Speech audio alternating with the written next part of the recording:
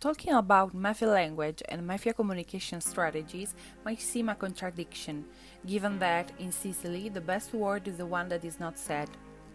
But in reality, the mafia has its own communication strategies, in which every single expression, word, and silence is full of meaning.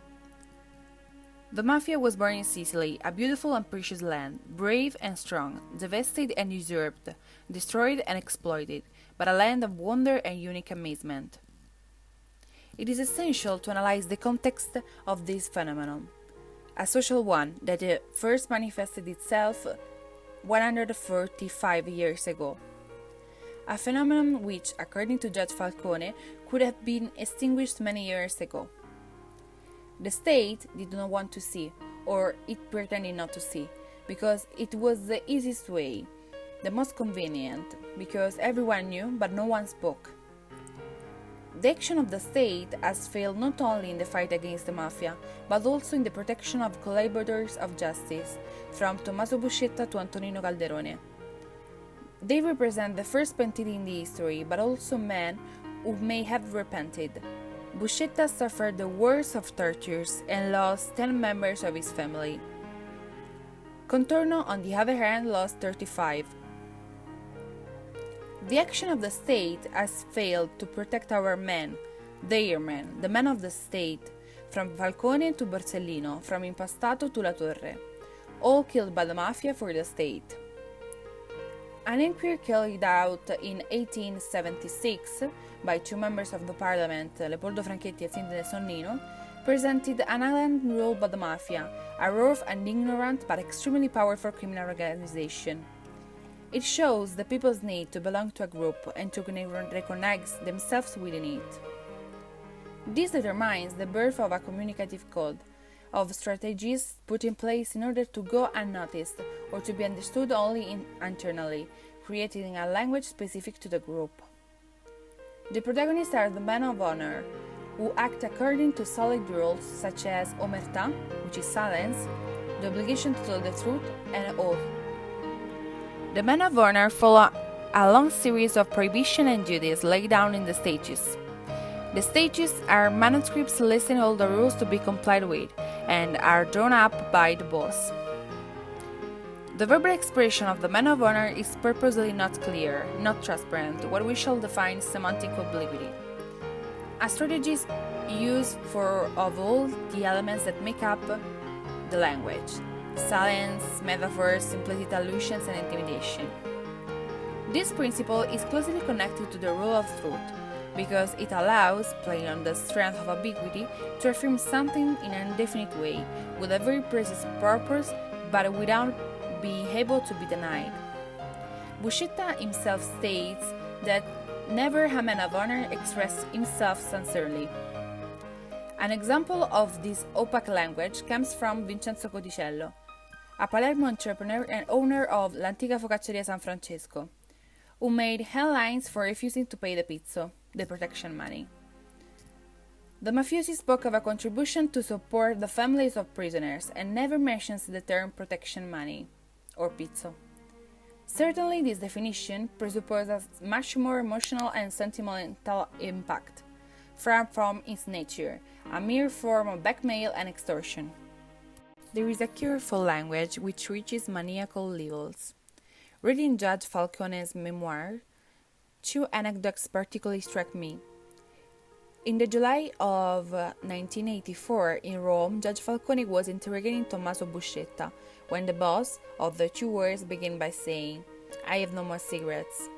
Falcone offers him his packet and tells him to keep it.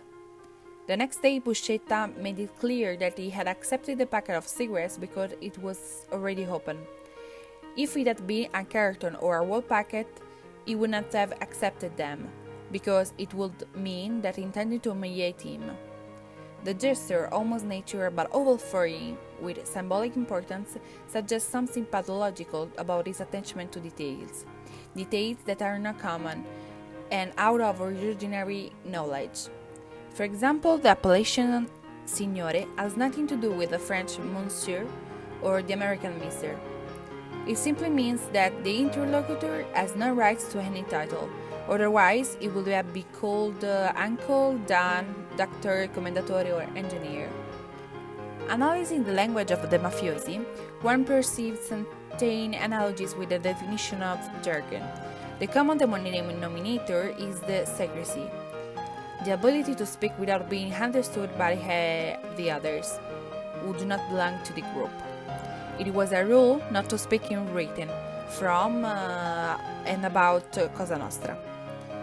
But there were occasions where the mafiosi used, almost always, so out of necessity, other media forms. It is the case of the pizzini. The first pizzini found are those of Bernardo Provenzano, and represent an important source of precious information. The pizzino is simply a piece of paper on which tasks, orders, and duties were written down. The use of writing proved to be an effective method of communication and message circulation. In this way, Provenzano ensured that all transactions passed through him, under his supervision and approval. The word pizzino seems to recall a small sheet of paper. Those of Provenzano were real letters, sometimes of more than one page, folded on themselves until they reached the length and size of a little finger, and wrapped in transparent adhesive tape. The pizzini were subdivided into many points, called topics, introduced with a name or a number, which the addressee took up in his reply. At the upper right margin, the boss would place the dates, always interspersed with dashes and concluded with a final dot. At the bottom, he left a white strip where he marked the addressee code, which ranged from 2 to 164. The number 1 is Provenzano. From a linguistic point of view, the use of Italian is very poor lexically and grammatically.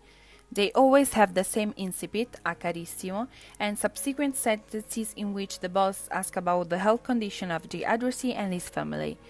Also, the conclusion is always the same, always with a strong religious background, from prayers to blessings.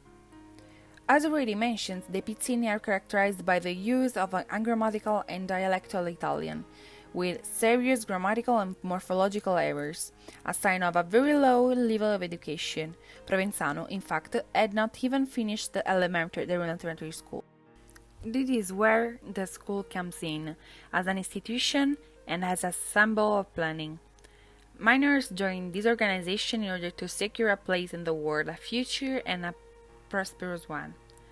Socioeconomic degradation pushes minors to give in to the enticement and easy prospects of earrings, power, and respect. Minors between 15 and 17 years of age are involved in crimes like drug dealing, robbery, illegal use of weapons, theft, and murder.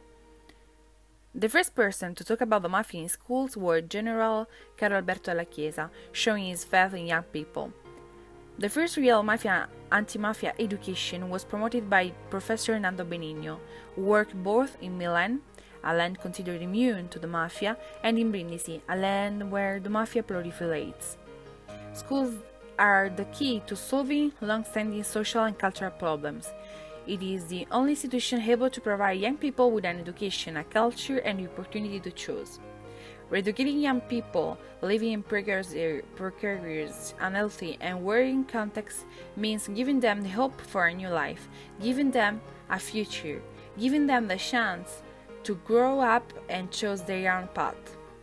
This means taking them away from those unethical realities and avoiding a submission to the mafia power, where prevarication, violence, corruption, dishonesty, and harassment reign. I would like to conclude with a particular touching thought by the magistrate Antonio Caponetto. So, the important thing is to sow a little, a lot, everything, the grain of hope. Sow your smile so that everything shines around you. Sow your energy, your hope to fight and win the battle when it seems lost. Sow your courage that you might raise the courage of others. Sow your enthusiasm to inflame that of your neighbor.